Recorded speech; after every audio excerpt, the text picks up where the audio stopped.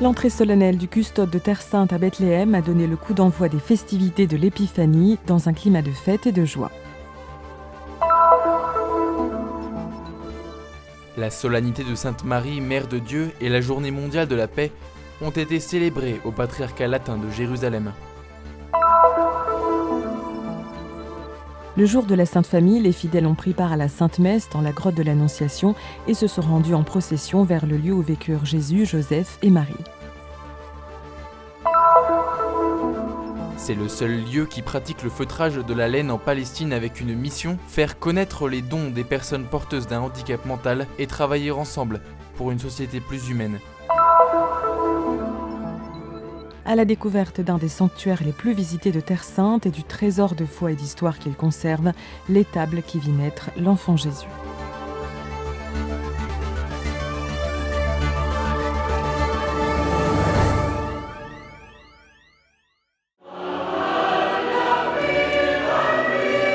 Gaspard, Melchior et Balthazar, les rois mages qui font partie de la crèche, eurent un rôle fondamental dans la naissance de Jésus.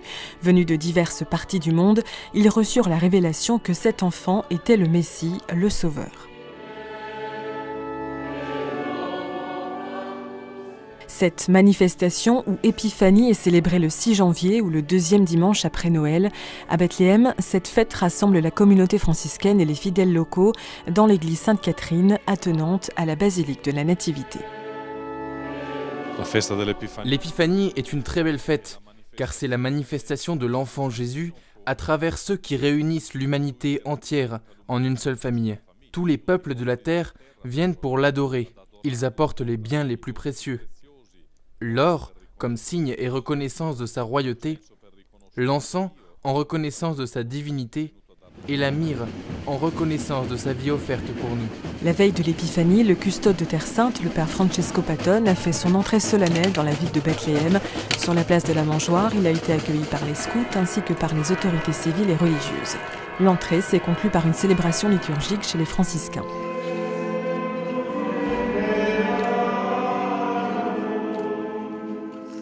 Dans l'après-midi, les premières vêpres ont été chantées dans l'église Sainte-Catherine. Les franciscains et les fidèles se sont ensuite rendus en procession de la paroisse latine jusqu'à la grotte de la Nativité.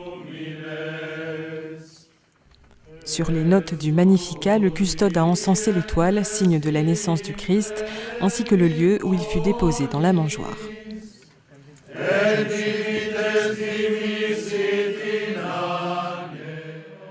La célébration répète chaque année le geste de ces astronomes qui, guidés par l'étoile, trouvèrent et adorèrent le Sauveur. De Bethléem, nous sommes de nouveau envoyés comme mages vers toute l'humanité pour annoncer que le Seigneur est né, que notre vie en a été transformée, pour annoncer que nous devons nous engager, afin que cette paix qu'il est venu apporter devienne réelle et concrète dans notre monde et dans notre histoire. Chaque année, nous fêtons à Bethléem la fête de l'Épiphanie et nous accueillons le custode de Terre Sainte. Pour nous, l'enfant Jésus est présent dans chaque cœur qui se transforme en une mangeoire pour l'accueillir.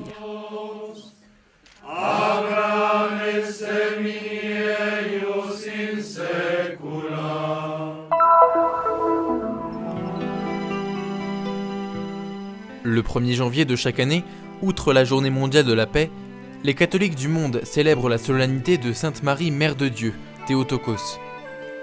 À Jérusalem, la célébration s'est tenue dans la cocathédrale du patriarcat latin. Diverses autorités religieuses et représentants des différentes communautés latines de Terre Sainte, ainsi que de nombreux catholiques locaux et pèlerins, étaient présents autour de l'administrateur apostolique, Monseigneur Pierre Battista Pizzaballa. Dans son homélie, Monseigneur Pizzaballa a voulu souligner l'importance de la Vierge Marie et rappeler comment sa maternité divine et le mystère de la naissance de Jésus touchent la vie du croyant. Il a également rappelé le message du pape François pour la Journée mondiale de la paix. Jésus a enseigné que le vrai champ de bataille sur lequel s'affrontent la violence et la paix est le cœur de l'homme, affirme-t-il. Dans son message pour la célébration de la 50e journée mondiale de la paix, au cours de l'Angélus place Saint-Pierre, le pape a demandé à tous de s'engager à faire de 2017 l'année de la non-violence souhaitant qu'elle devienne le style caractéristique de nos décisions, de nos relations, de nos actions dans la politique et dans toutes ses formes.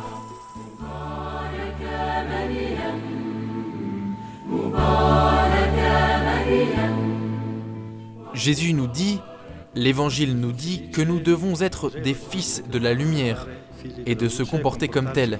Nous avons l'exemple de Marie, la mère de Dieu, qui gardait ces choses dans son cœur, les faisant croître. Comme fils de la lumière, nous devons faire grandir les œuvres de justice, les œuvres de paix dans notre monde, dans notre contexte. Cela dépend seulement de nous. Nous ne pourrons peut-être pas changer le destin du monde, mais nous pourrons être quand même une présence de paix. C'est une première pour moi. C'était un événement beau et joyeux, une messe émouvante. Prions pour la paix dans le monde. Je souhaite le meilleur à tous.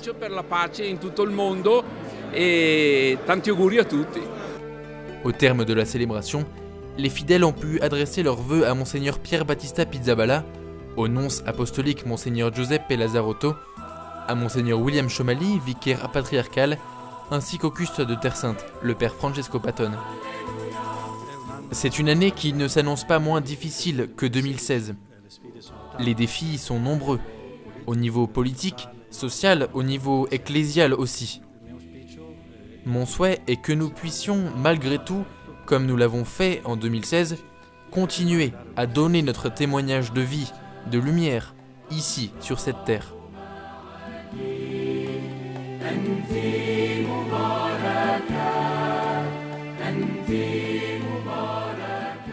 Je souhaite à tous une année sereine, une année 2017 pleine de joie et de satisfaction, qui apporte à tous ce bonheur que nous voulons et désirons. Que le Seigneur bénisse toutes nos familles.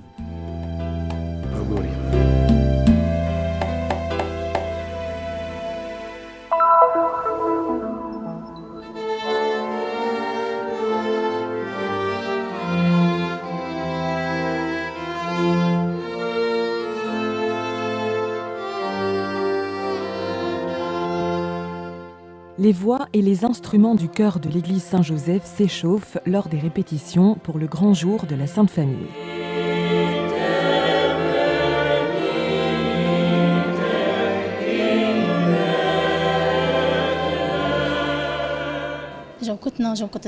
Notre chœur existe depuis 6 ans. Nous avons 15 étudiants et nous nous exerçons depuis 2 mois pour cette occasion. C'est un plaisir pour nous d'être ici, dans cette église qui soutient l'art de cette manière.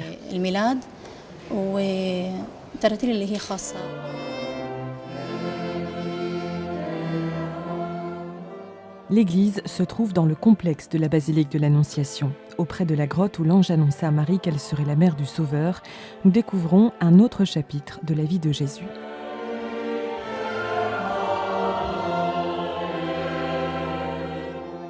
Au niveau inférieur de la basilique se trouve une crypte qui attire des pèlerins du monde entier. Elle est dédiée au père adoptif de Jésus. En dessous de la crypte de Saint-Joseph se trouve la grotte où était située, selon la tradition, la maison de la Sainte Famille. Ici, Jésus vécut une bonne partie de sa vie avec ses parents, Marie et Joseph.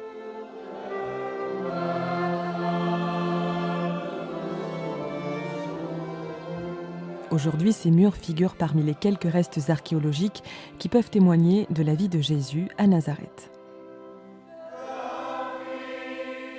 Nós tivemos aqui em Nazaré, porque ele que escavou Nazaré no ano 1948. Le père Bellarmino Bagatti était un prêtre franciscain qui était également un éminent archéologue. Avec son équipe, il entreprit des fouilles à Nazareth en 1948.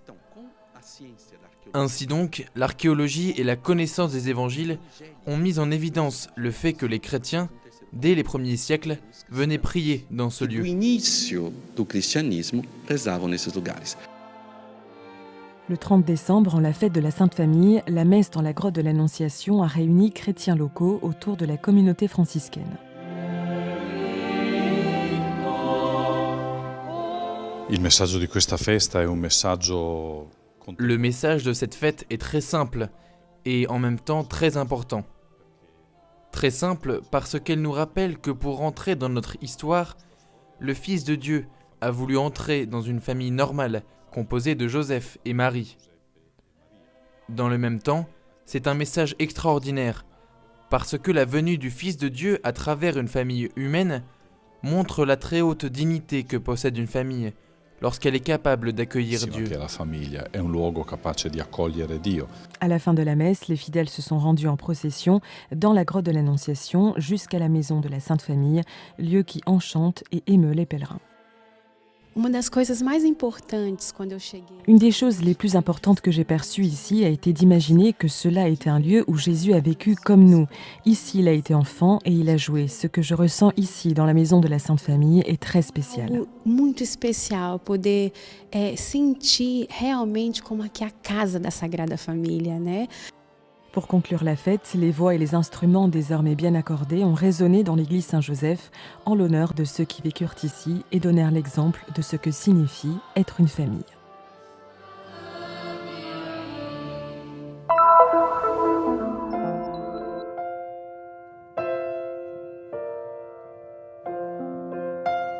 Ma'an lil Hayat, en arabe, ensemble pour la vie. C'est le nombre d'un centre à Bethléem où jeunes et adultes avec difficultés intellectuelles peuvent se réunir, travailler et se lier d'amitié. Le projet fait partie de la communauté de l'Arche, fédération internationale fondée en 1964 en France par Jean Vanier. I could see the need in our society for such places. Many people, many families. J'avais perçu le besoin de pareilles structures dans notre société. De nombreuses personnes et familles en faisaient la demande pour leurs enfants, mais il n'y avait aucun espace pour les accueillir. Cette combinaison, le besoin de la société et la fascination pour la mission et l'Arche m'ont fait réaliser qu'il fallait un lieu comme celui-ci. How I liked the mission and vision of l'Arche. These two combinations made me think that yes, we need to open such a place. Une fois le permis obtenu, ainsi que le logo et le nom de l'Arche, il restait à décider quelle serait la nature du centre. La première idée qui émergea fut celle de l'artisanat. We wanted really something useful. Nous voulions quelque chose qui soit vraiment utile. Et nous avons commencé à chercher et à demander aux personnes ce qu'il manquait dans la société palestinienne. Et nous avons découvert que personne n'utilisait la laine. Ou bien il la jetait, ou bien il la brûlait. Le centre, le seul encore à travailler le feutrage de la laine, a désormais 2 sièges, Bethléem et Dar Salah, où il accueille respectivement 21 et 7 membres clés, ainsi que ses hôtes sont appelés. Dans la société palestinienne, la majeure partie des personnes porteuses d'handicap vivent avec leur famille. Décision a donc été prise d'ouvrir un centre de jour. Usually they came at 8:30. In the morning we do the morning. D'habitude, ils viennent vers 8h30 du matin. Nous commençons la journée avec un chant, aussitôt après s'être dit bonjour. Ensuite, nous communiquons les nouvelles publiques et allons au travail à 9h. Certains peuvent faire beaucoup de choses, d'autres non. Nous distribuons à chacun la tâche qu'il peut remplir. They cannot do. We give them how each one how he can work. I live in Beit Jala. Je m'appelle Salem et je vis à Beit Jala, à Jemima. Je travaille ici. Ça me plaît beaucoup. In this place, I like all. Chaque jour, la laine récupérée auprès de plusieurs fermiers de Bethléem est apportée au centre pour être recyclée. La première étape consiste dans le nettoyage et le traitement de la matière première. Après le séchage, on commence ensuite le travail dans plusieurs salles jusqu'à la finition et le paquetage final. Faire connaître les dons des personnes avec un handicap mental et travailler ensemble pour une société plus humaine. La devise de l'Arche prend corps dans les couloirs de Ma'an lil Hayat de Bethléem.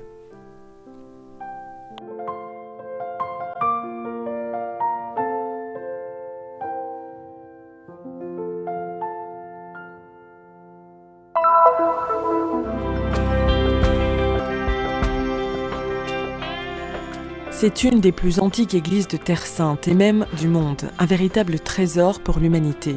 Alors que les lieux saints ont fait face à de nombreuses destructions, la basilique de la Nativité fut la seule épargnée. I persiani invadono la terra. 614, les Perses envahirent la Terre Sainte et détruisirent toutes les églises, à l'exception de celle-ci. Lorsqu'ils virent la fresque représentant les rois mages vêtus à la mode persane, ils s'arrêtèrent. Puis, en 1009, le calife Hakim détruisit à son tour toutes les églises. Mais à son arrivée ici, il tomba sur un serpent. Il prit peur et s'enfuit. La première basilique de la Nativité fut édifiée au IVe siècle sur ordre de Sainte Hélène, mère de l'empereur Constantin. Détruite par un fort tremblement de terre, elle fut reconstruite par Justinien 2 siècles plus tard.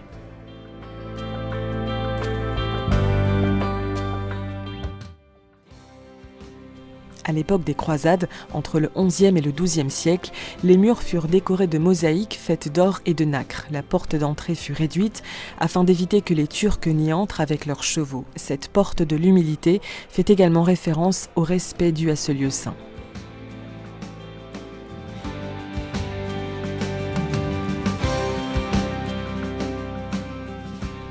Au IIe siècle, soit bien avant sa construction, le lieu faisait déjà l'objet de la vénération des chrétiens. C'est pour cela que l'empereur Hadrien le transforma en un bois sacré dédié à Adonis, profanant ainsi la sainteté du lieu.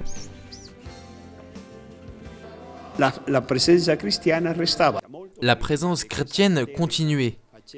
Bien avant que sainte Hélène ne construisit l'église, les chrétiens vénéraient déjà ce lieu. La construction du temple de sainte Hélène ne fit que témoigner d'un phénomène déjà existant. La basilique de la Nativité se trouve actuellement soumise à de nouvelles restaurations avec des travaux de réfection du toit, des mosaïques, des colonnes de la nef centrale, de la façade et des parties endommagées. La structure que nous voyons aujourd'hui impressionne par la qualité du matériel utilisé, le même qui soutient la basilique depuis presque 1500 ans. Le bois des architraves du toit est taillé dans du cèdre du Liban et date de l'époque justinienne.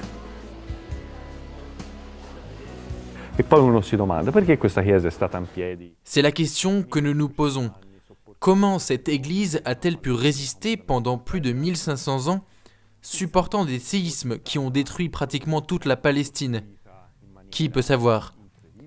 Peut-être fut-elle conçue et bâtie de manière spéciale. Oui, d'un point de vue technique, c'est une merveille. En juillet 2016, les restaurateurs ont découvert la mosaïque d'un ange caché pendant des siècles sous une couche de plâtre.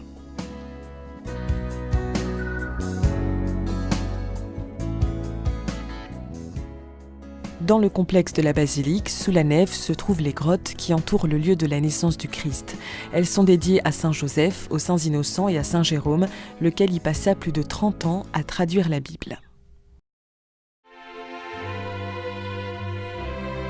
Cet escalier donne accès au cœur de la basilique de la Nativité. C'est là, à quelques pas, que se trouve le lieu de la naissance de Jésus et la mangeoire où il fut déposé.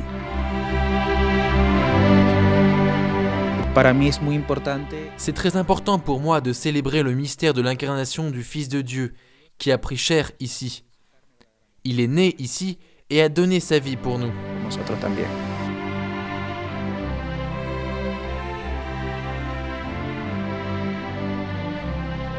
La grotte de la Nativité et la mangeoire conservent les restes archéologiques du lieu où Jésus passa les premiers instants de sa vie. Ce sont les signes tangibles qui renforcent ce qui ne peut se voir, la foi dans le Fils de Dieu. Quand nous étions enfants, à la maison, on nous racontait souvent les histoires sur la naissance de Jésus. Et nous imaginions comment tout cela pouvait avoir eu lieu. Être ici et touché, voir que c'est quelque chose de réel, concret, est une très grande joie.